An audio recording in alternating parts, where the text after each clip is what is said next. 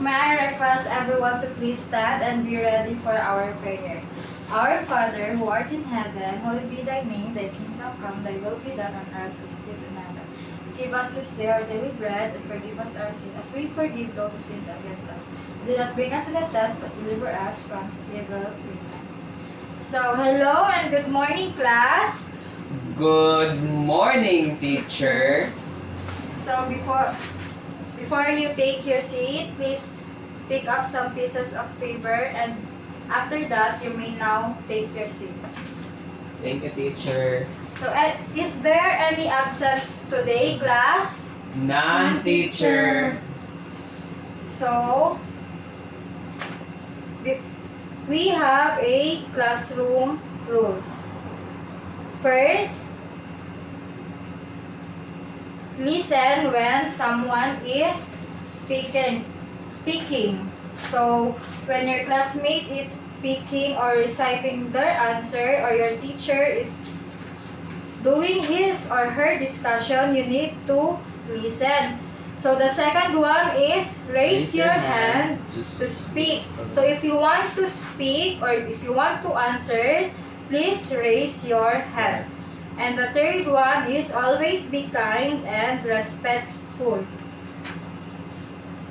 So, good day class again. Today we will learn about repeated pattern.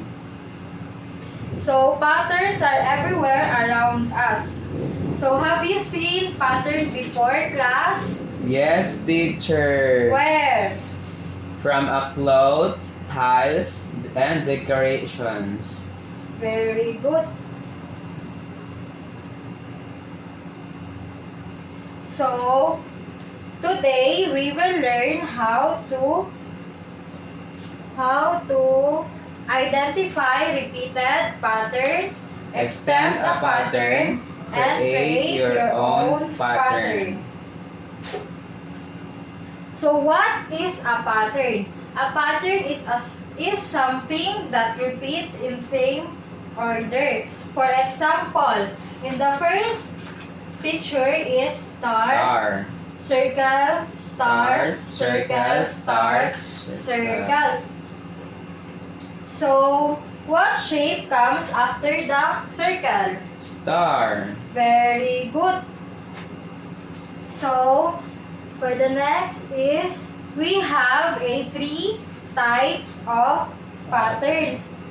Patterns can be made using shape, colors, or numbers or object. Shape patterns like star, circle, star, circle, star, circle.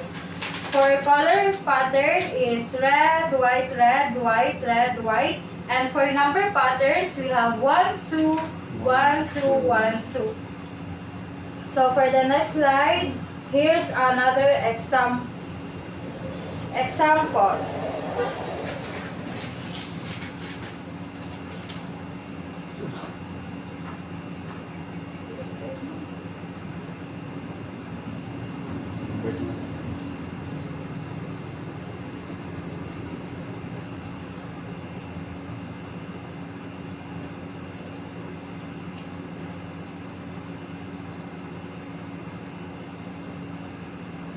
So for the next example is 2, 4, 2, 4, 2, 4. What number comes next?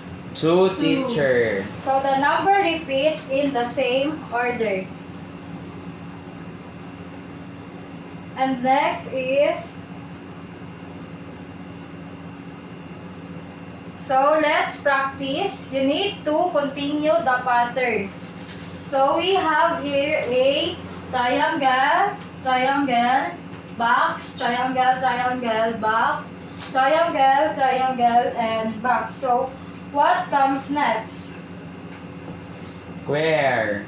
A box, teacher. Very good. So for the next slide is, you need to create your own pattern. Draw or write your own repeated pattern and share it with the class. I will give you 5 minutes to finish your task. Are you done, class?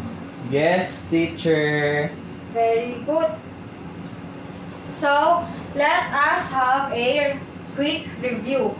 What is a pattern? Patterns are everywhere around us, teacher, that we can see like shapes, numbers, and colors. Very good. So, before we finish our discussion, you have a assignment. So, you need to list down or create a repeated pattern and a 5 repeated pattern. And thank you. Tama na. Tawa na. Dili wala po nila tanawon. May ikaw naman.